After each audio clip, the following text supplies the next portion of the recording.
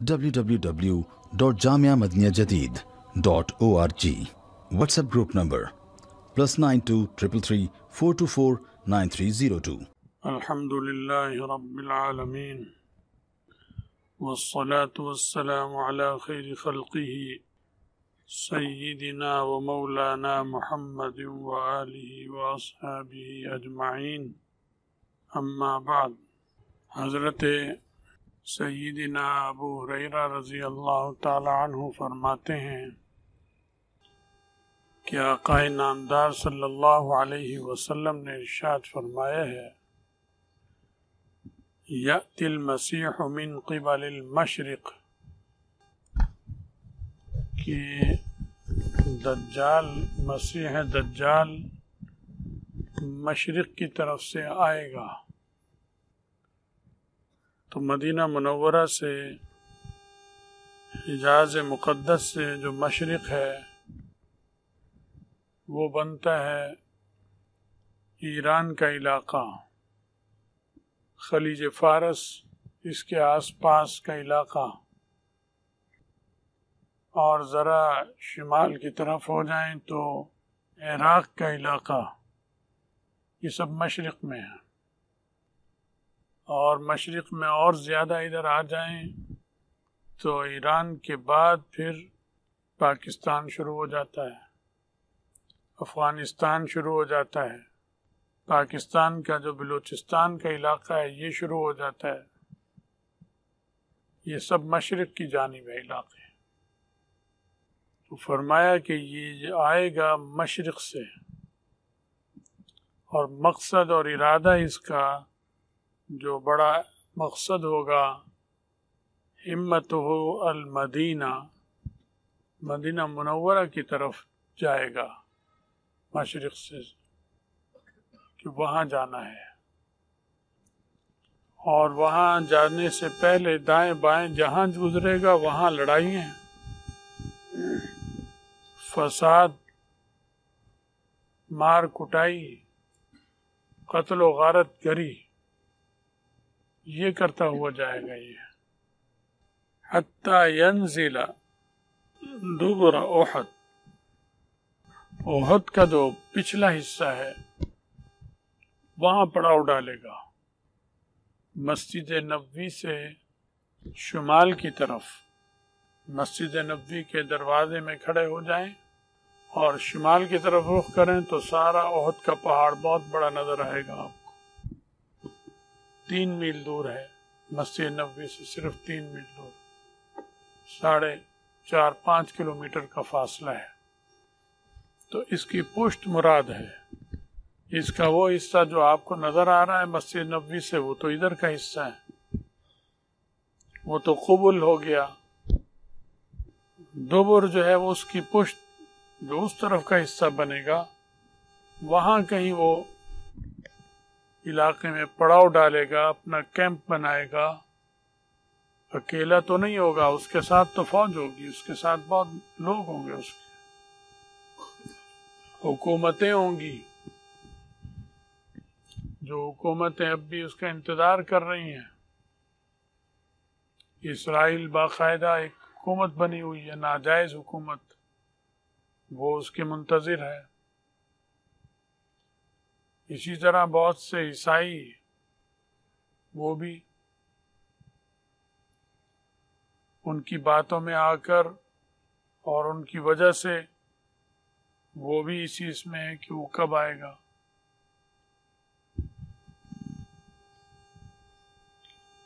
ثم تصرف الملائکۃ وجہہ قبل الشام، فرشتے اس کا رخ شام کی طرف کر دیں گے. یعنی مدینہ منورہ سے شمال کی طرف جائیں تو یہ سب شام آ جاتا ہے ادھر. تو گویا وہ مدینہ منورہ کی طرف آئے گا، دبر اور قبل دبر احد میں پڑاؤ کرے گا، اور پھر مدینہ سے پشت پھیر کر شام کی طرف چلا جائے گا. مدینہ منورہ اس کی پشت کی طرف رہ جائے گا.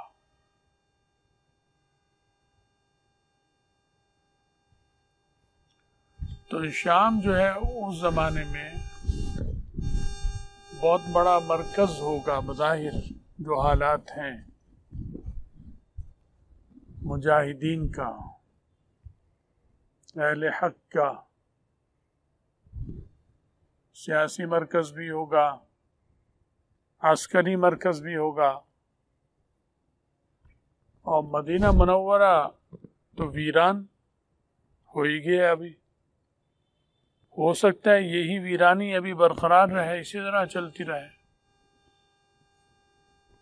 کیونکہ حدیثوں میں یہی آتا ہے کہ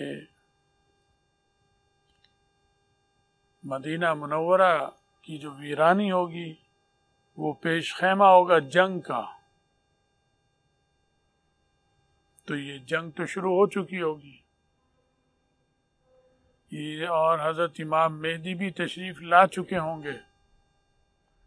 جب دجال نکلے گا تو امام مہدی آ چکے ہوں گے اور وہ کمان کر رہے ہوں گے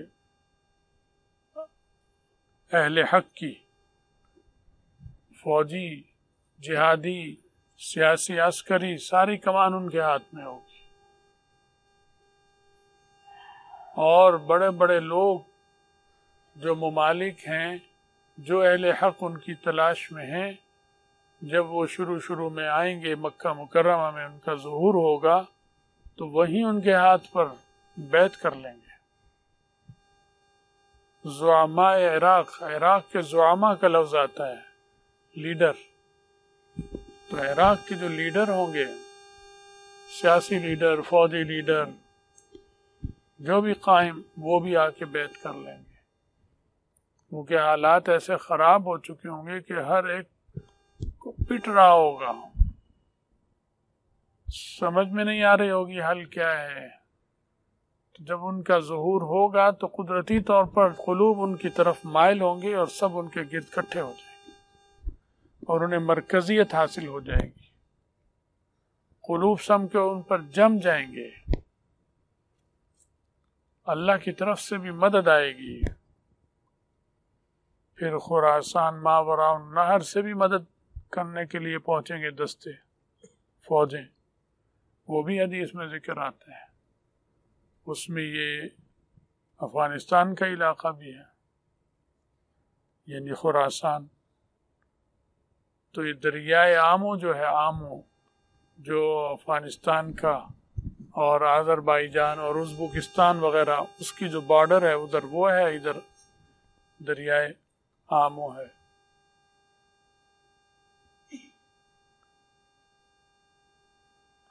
تو اس دریا کے جو اس طرف کا علاقہ ہے اسے ماوراء النہر کہتے ہیں. اس طرف کے علاقے کو پنجابی میں کیا کہیں گے؟ پرلا، دریا کا پرلا کنارہ، پرلی آبادی، پنجابی میں یہ کہیں گے. اور ادھر کا علاقہ یہ خراسان ہے، یہ مادون النہر ہو جائے گا، یہ ہوگا ارلا علاقہ. تو پرلا علاقہ اور ارلا علاقہ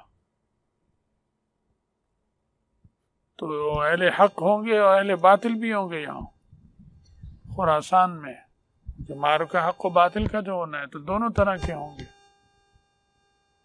تو یہ بھی پہنچیں گے، مدد کریں گے امام مہدی کی.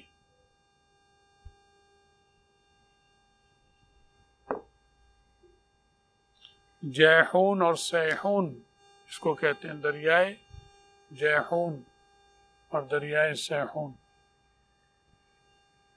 دریائے آمو بھی سے کہ دو دریا ہیں، ایک دور ہے ایک قریب ہے. تو دریاؤں کے بیچ کا جو علاقہ ہے، دونوں دریاؤں کے بیچ کا، وہ ماوراء النہر ہے. اور جو اس دریا سے ادھر علاقہ ہے، آمو سے ادھر، یہ مادون النہر ہے، یہ ارلا حصہ ہے، وہ پرلا حصہ ہے. تو ارشاد فرمایا کہ اس کا رخ شام کی طرف کر دیں گے، وہاں پھر لڑائیاں ہو رہی ہوں گی، مارکے ہو رہے ہوں گے. تو مسلمان تو لڑ لڑ کر تھک گئے ہوں گے، لیکن اللہ کی بس مدد ہوگی جس کی وجہ سے وہ ٹھہریں گے، ورنہ یہ سلسلہ تو بظاہر اب لڑائیوں کا چلا ہے، افغانستان میں 40 سال چلا، 40 سال معمولی نہیں ہوتا۔ اللہ انہیں جزائے خیر دے، ان کی نسلیں ان میں پیدا بھی ہو گئیں لڑائی میں، اور ان کی نسلیں اس لڑائی میں مر بھی گئیں، اسی پہ پلے بڑے، بارود میں، لڑائی میں، جنگوں میں۔ تو اللہ تعالیٰ نے ایک لڑاکا فوج تیار کر دی۔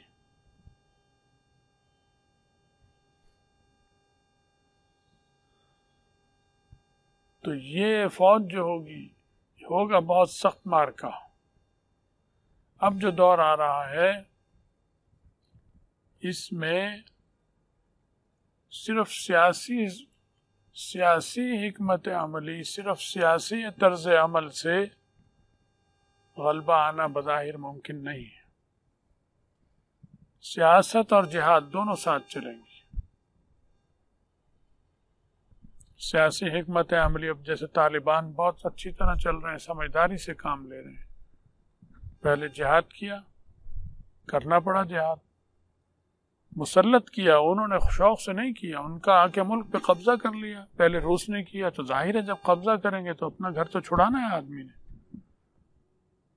تو وہ تو انہیں مجبور کیا، وہ پھر جہاد کیا انہوں نے، پھر اس شیطان کو نکالا روس کو، تو یہ دوسرا شیطان مسلط ہو گئے سارے عیسائی، امریکہ کی قیادت میں سارا نیٹو، انہوں نے قبضہ کر لیا۔ طالبان نے کہاں لڑائی کی، جوابی کارروائی کی ہے۔ جوابی کارروائی کا تو حق ہر ایک کو حاصل ہے پوری دنیا میں۔ تو دہشت گرد روس، دہشت گرد امریکہ، دہشت گرد نیٹو، کیونکہ ان کا بارڈر بھی نہیں ملتا افغانستان سے، وہ 5000 میل دور ہے نیٹو، یورپ، اور امریکہ تو 10,000 میل دور ہے۔ تمہیں کیا تکلیف ہے بھائی افغانستان میں؟ تمہارا کیا کام تھا یہاں آنے کا؟ تم جو وہاں سے ادھر آئے ہو، اس کا مطلب شرارتی تو تم ہو، دہشت گرد تم ہو۔ مکے سے نکل کر نبی علیہ السلام کا پیچھا کرنے کے لیے کون گئے تھے؟ کافر مشرک گئے تھے۔ تو نبی علیہ السلام تو تنگ آ کر تشریف لے گئے تھے، وہ تو سب بیوے لوگ تھے۔ تو بدماش اور شرارتی اور دہشت گرد کون تھے؟ قریش مکہ، تو پیچھے گئے۔ پھر احد کی لڑائی ہوئی تو بھی وہ ادھر آئے یا یہ ادھر گئے تھے؟ یہ مدینہ منورہ پہ گئے چڑھائی کرنے۔ نبی علیہ السلام نے اپنی حفاظت کی مدینہ منورہ کی، اس لیے تلوار اٹھائی۔ پھر غزوہ خندق ہوا تو پوری عرب کے سارے قبیلوں کو لے کے اس وقت بھی ایک بلاک، نیٹو کا بلاک بنایا انہوں نے، اور وہ نیٹو نے قریش کے سرداروں کے ساتھ مل کر حملہ کیا مدینہ منورہ پر، تو بھی دہشت گرد یہی ہیں، انہوں نے وہاں چڑھائی کی۔ یا تو صحابہ جا کے انہیں چھیڑ چھاڑ کرتے کہ جی ہم تو اتنے آرام سے رہ رہے ہیں، یہی آ کے دہشت گردی کرتے ہیں، ہمیں چھیڑتے ہیں، پھر تو بات تھی۔ لیکن ایسا تو ہے ہی نہیں، تاریخ میں کوئی بھی نہیں کہتا، سب کو پتا ہے کہ انہوں نے جا کے شرارتیں کی ہیں۔ تو دہشت گرد کون ہوا؟ فسادی کون ہوا؟ مشرک۔ ایسے یہاں آ کر ہمارے ملک میں دہشت گردی کس نے کی؟ روس نے، امریکہ نے، اور افغانستان اور ہمارے اور افغانستان، ہندوستان اور افغانستان کے درمیان اتنا بڑا پاکستان ہے، وہ مشرکین وہاں سے گئے چل کر ادھر چور راستوں سے جا کر ہمارے پیچھے افغانستان کے اندر پہنچے۔ تم کیوں پہنچے ہو؟ تو دہشت گرد کون ہے، ہندو یا طالبان؟ ہندو، یہ وہاں گئے، تمہیں کیا ضرورت تھی وہاں جانے کی؟ اپنے ملک میں بیٹھو۔ اب جو جوتے پڑے منہ کالا کرا کے آ کے بیٹھ گئے واپس ہندوستان میں، تو نہ گئے ہوتے نہ جوتے پڑے ہوتے۔ یہ تو اللہ کی لاٹھی ہے بے آواز، اللہ نے جوتے پڑوائے۔ سپر طاقت کو بھی دماغ ٹھیک ہو گیا۔ سپر طاقت تو یہ جب اس کے وہ جہاز ٹکرائے تھے اسی وقت ختم تھی، تباہ ہو گئی تھی۔ یہ تو بزدل لوگ، مروب لوگ اسے سپر طاقت کہتے تھے، ہم تو نہیں کہتے تھے، نہ مانتے، نہ اب بھی نہیں مانتے۔ مالدار مانتے ہیں سپر طاقت ہونا اور ہے، مالدار ہونا اور ہے، کہ سونا سب سے زیادہ پیسے کا ذخیرہ اثاثے وہ امریکہ کے پاس سب سے زیادہ ہے، اس وقت باقی ملکوں کے پاس بہت کم ہے اس کے مقابلے میں۔ ٹھیک ہے، وہ اس اعتبار سے بڑا ہے، مالدار ہے، لیکن وہ عالمی قیادت کرے، عالم کی دنیا کی، یہ نہیں، اس کی اہلیت ہی نہیں ہے۔ اس کی اہلیت تو اس میں ہوتی ہے جو ہمدرد ہو، کائنات دنیا کا ہمدرد ہو، جو ظالم قاتل خونخوار درندہ وہ نہیں ہوتا عالمگیریت کا، ساری دنیا کی قیادت کرنے کا۔ وہ اہل ہوتا ہے جو مشفق اور مہربان ہو اللہ کی مخلوق پر۔ جو مشفق اور مہربان نہیں ہے، وہ درندہ اور وحشی ہے، وہ عالمی قیادت کرے، اس کا وہ اہل نہیں ہوتا۔ نہ وہ برطانیہ ہے، نہ وہ امریکہ ہے، نہ روس ہے، نہ چین ہے۔ چین بھی درندہ ہے۔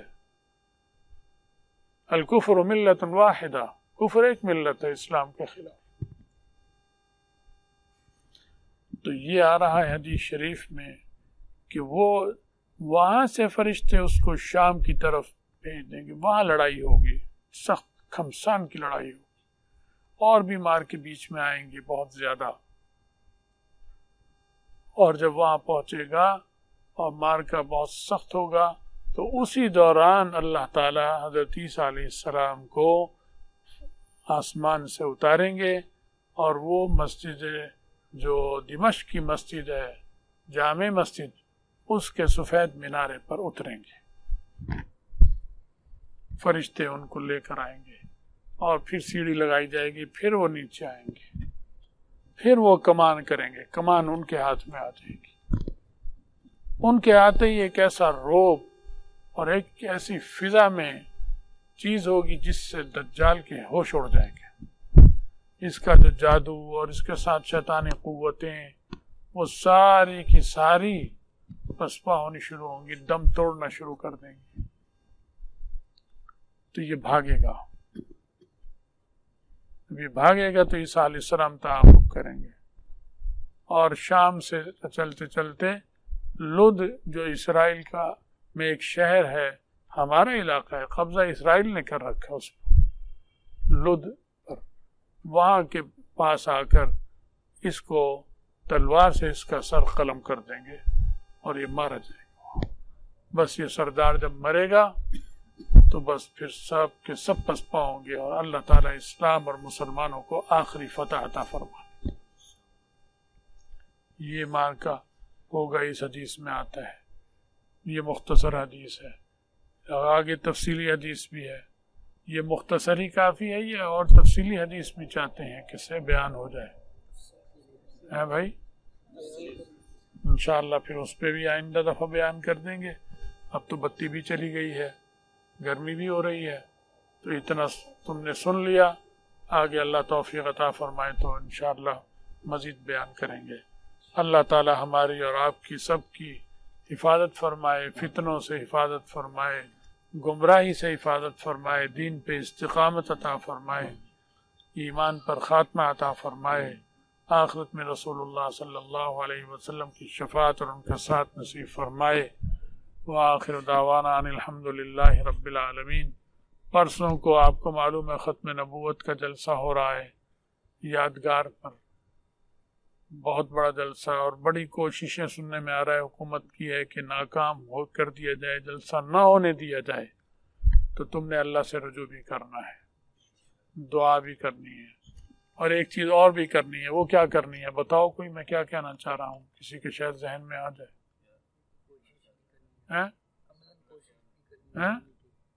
کیا کر کس کی؟ جانے کی، اور اپنا خیال، اور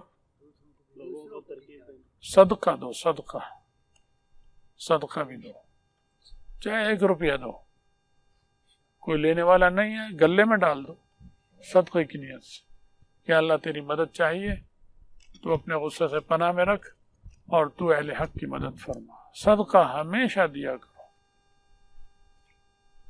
سمجھ گئے؟ صدقہ غریب آدمی بھی دے سکتا ہے، صدقہ لے بھی سکتا ہے اور صدقہ دے بھی سکتا ہے. غریب دونوں کام کر سکتا ہے. سمجھ گئے بات؟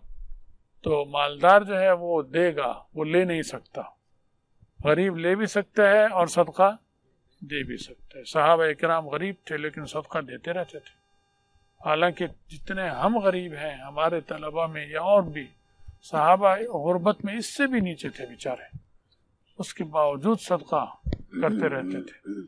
تو صدقہ بھی کرنا ہے بھائی، اور اللہ سے دعا بھی کرنی ہے، مدد بھی مانگنی ہے ہر اعتبار سے. یہاں کے لیے بھی، افغانستان کے لیے بھی، شام کے لیے بھی، جہاں جہاں اہل حق ہیں ان کے لیے خصوصی دعائیں کیا کرو. اللہ تعالیٰ سب کی حفاظت فرمائے. مولانا اللہ وسائے صاحب کو تو آپ جانتے ہوں گے نا، ختم نبوت کے بہت بڑے مجاہد، بہت بڑے عالم، انتھک مجاہد، انتھک خادم ہیں. ان کے بیٹے کی وفات ہو گئی 3-4 دن پہلے. جوان بیٹا، اچانک 2 دن بیمار رہا. بہت بڑا حادثہ ہے ان کے لیے. تو اس پر ان کے لیے دعا بھی کرو، اللہ انہیں استقامت بھی دے، صبر بھی دے، اور ان کے بیٹے کی مغفرت فرمائے. اگر اس کی، مجھے نہیں معلوم وہ شادی شدہ اور بچوں والا تھا، اگر شادی شدہ بچوں والا تھا تو ان کے بچوں کی اللہ کفالت فرمائے، آسانی فرمائے اور صبر دے. اور وہ میں نے جو سنا ہے نماز جنازہ میں شرکت کی انہوں نے، اور اس کے بعد سے وہ پھر سفر میں نکلے ہوئے ہیں، اسی کام میں خدمت میں لگے ہوئے ہیں. بہت بڑی بات ہے. اللہ ان کی مدد فرمائے، انہیں مضبوط اور انہیں ہمت عطا فرمائے. وآخر دعوانا الحمدللہ.